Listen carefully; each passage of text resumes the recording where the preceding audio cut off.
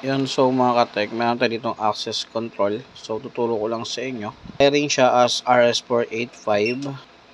Turo ko lang sa inyo yung deep switch niya, no? So, paano i-setup. Door 1, door 2, door 3, door 4. So ito is naka-setup siya sa door 2.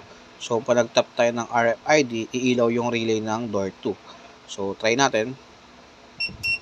So, makikita nyo na umilaw yung relay ng door 2. So, pwede natin siyang ilipat sa door 1 via deep switch, no? So, try natin yan ngayon. Susuro ko sa inyo yan kung paano ginagawa yon.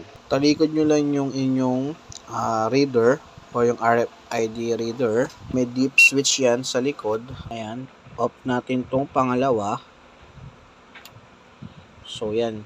So, ibig sabihin, door 1 access na siya, entrance. So, ito naman, palitan din natin. Siya naman yung exit. Ito. Off lang natin to. Then, angat natin yung number 2. Ayan. Pagkatapos nyo gawin yung deep switch, restart nyo yung buong system, no? Para ma-read yung bagong settings.